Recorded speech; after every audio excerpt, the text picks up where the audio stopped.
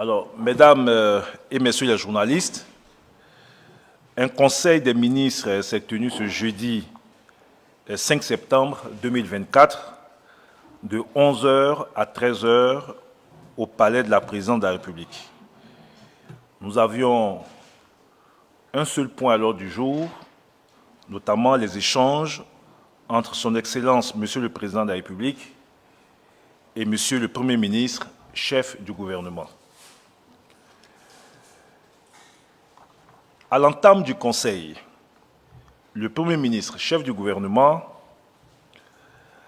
a exprimé à son Excellence, Monsieur le Président de la République, toute l'admiration de l'ensemble des membres du gouvernement pour son leadership gagnant.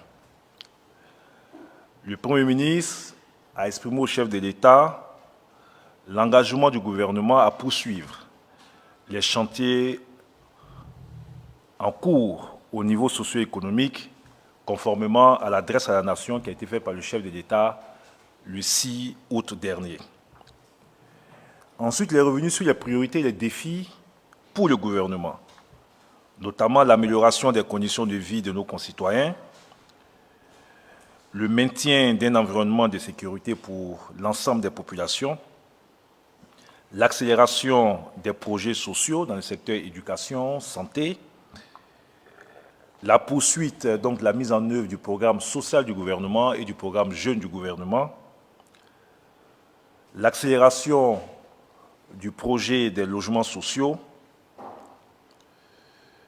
la priorisation de la formation technique pour l'employabilité des jeunes, la lutte contre la corruption et l'accélération de la mise en œuvre des projets par l'accélération de la mise en œuvre des projets par l'amélioration des taux de décaissement. Je parle des grands projets structurants donc de l'État.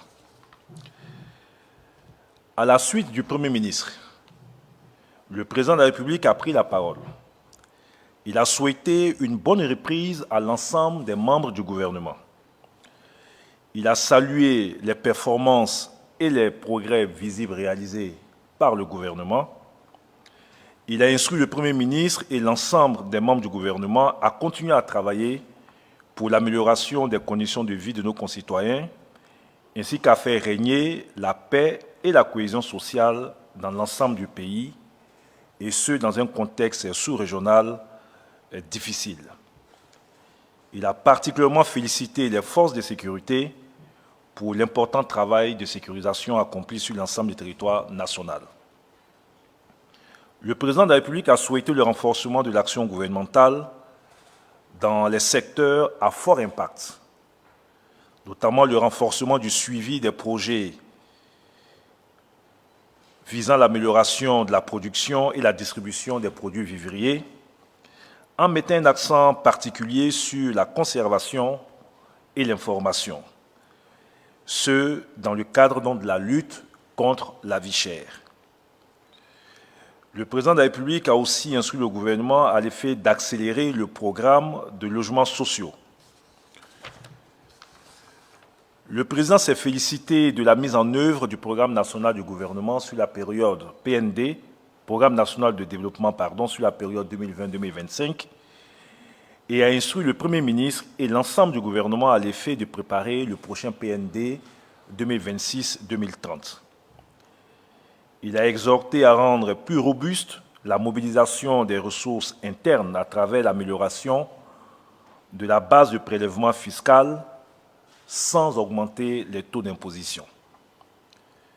Sur l'actualité, le Président de la République est revenu sur la nécessité de la libération des emprises pour la réalisation de grands projets d'infrastructure et la protection des populations contre des drames vécus dans certains pays. Il a instruit le gouvernement à continuer à prendre toutes les mesures nécessaires pour mieux organiser et mieux anticiper sur ces opérations avec humanisme, en mettant l'accent particulier sur le soutien aux populations impactées. Chers amis de la presse, voici résumé les échanges entre le Président de la République, son Excellence Alassane Ouattara, et Monsieur le Premier ministre. À l'issue donc de ces échanges, Le Conseil donc, des ministres donc, a pris fin aux alentours donc, de 13 heures. Je vous remercie et je reste à votre disposition pour d'éventuelles questions. Alors, on me dit que la pratique, c'est d'abord des questions en rapport avec donc, le sujet et puis éventuellement des questions sur l'actualité.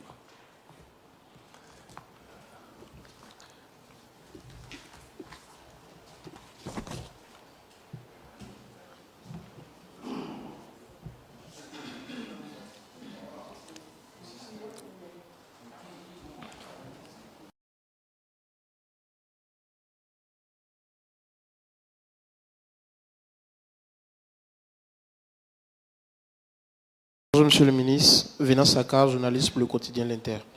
Ma question sur le Conseil, elle est relative à la mesure du chef de l'État visant à prendre en compte les populations impactées par la libération des emprises. Récemment, il y a eu la libération des emprises du 4e pont. Et le président a donné des instructions pour que ces populations-là puissent être indemnisées. Qu'en est-il? Est-ce que vous avez fait cas de cette situation-là pendant le Conseil? Quand est-ce que ces personnes-là pourront rentrer donc dans le fonds? Merci. Écoutez, sans rentrer dans les détails au cours de ce Conseil, vous êtes sans savoir que le Premier ministre, sur instruction du Président de la République, a réuni un comité mis en place justement pour traiter donc de cette question. Et donc je vous renvoie donc au comité de travail qui a été mis en place par le Premier ministre. Donc ce comité justement a pour mission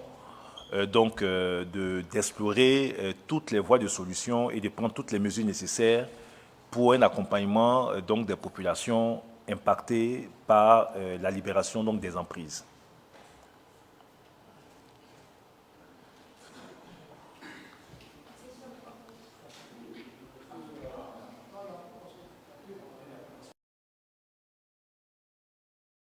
Bonjour. Bonjour, Marie Touba pour l'agence France Presse. Pardon. Pour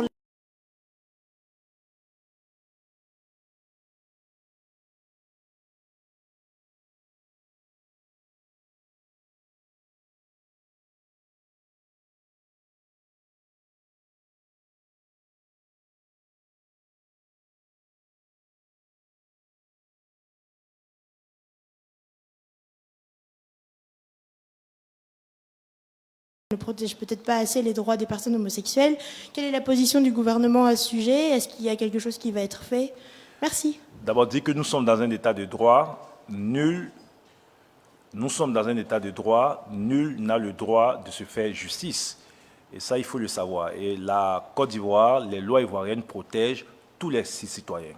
Ceci étant, cette situation découle aussi d'une incompréhension, parce qu'on entend beaucoup de choses se dire. Vous devez savoir qu'en Côte d'Ivoire, la Constitution et les différentes lois, notamment la loi sur le mariage, consacrent le mariage entre deux personnes de sexe opposé. C'est-à-dire le mariage en Côte d'Ivoire, c'est un homme et c'est une femme. Ça, c'est consacré dans notre Constitution et dans notre loi. Il se trouve qu'il y a eu un communiqué presse donc, qui a été diffusé avec des erreurs, qui faisait référence à un certain article donc, du Code pénal qui parlait d'orientation sexuelle. L'article visé par ce communiqué qui a été publié, en réalité, ne parle pas d'orientation sexuelle. Dans aucun texte donc, pénal en Côte d'Ivoire, on ne parle donc d'orientation sexuelle. Et donc cette confusion qui a été créée a suscité beaucoup donc, de réactions. Donc je réaffirme ici que sur les principes, d'abord c'est le principe donc, de l'état de droit donc, qui protège tous les citoyens et nul n'a le droit de se faire justice. Ensuite, notre loi fondamentale qui est la Constitution et les différents textes consacrent donc le mariage entre un homme et une femme. Contrairement à ce qui est dit, et contrairement à ce que les rumeurs distillent. Donc le mariage, c'est un homme et une femme. Et ensuite, il y a une erreur qui a été commise sur une plateforme numérique en faisant référence à un article donc du Code pénal qui parlerait donc d'orientation sexuelle, alors que nulle part donc cet article ne parle d'orientation sexuelle. Merci beaucoup.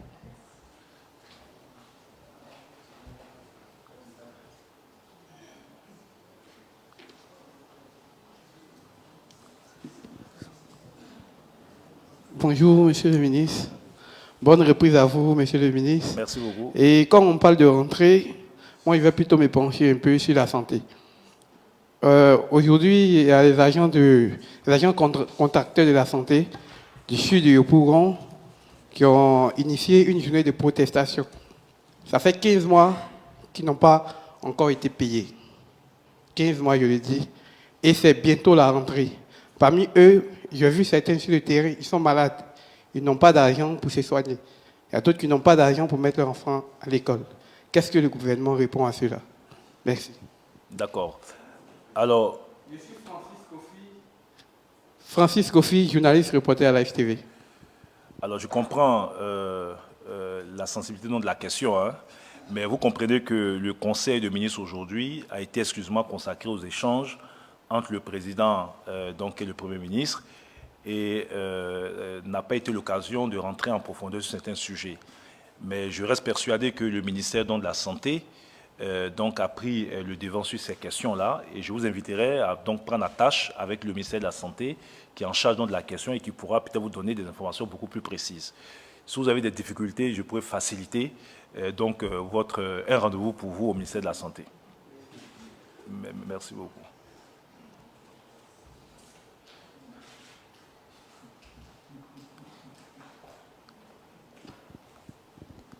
Monsieur le ministre, encore Venant Saka pour le quotidien L'Inter.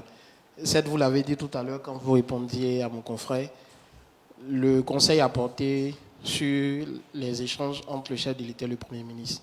Cependant, actualité oblige, je voudrais vous poser une question relative à l'arrestation et l'emprisonnement de 2 proches de l'ancien président de l'Assemblée nationale, notamment l'ancien député Kando Soumaoro et Mamadou Traoré.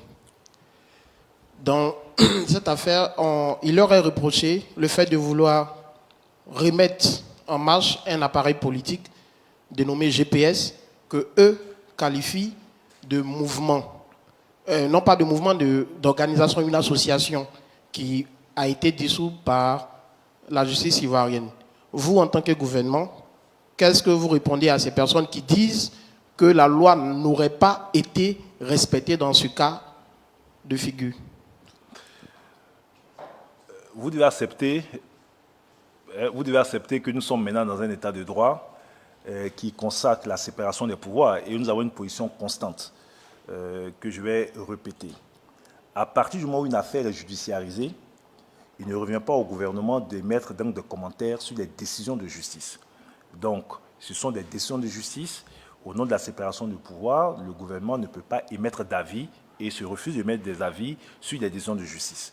Et donc, je pense que si vous vous rapprochez de l'appareil judiciaire, il pourrait être plus indiqué pour vous donner des explications sur les motivations de cette décision.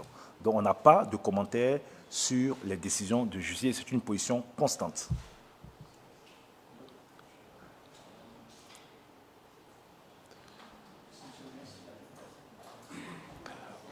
Bon, écoutez, je vous remercie d'avoir répondu nombreux à ce point de presse et je souhaite aussi bonne reprise à la presse. Le prochain Conseil des ministres se tiendra le mercredi 18 septembre 2024. Merci beaucoup.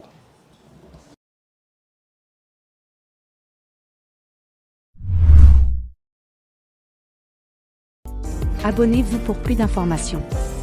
À demain.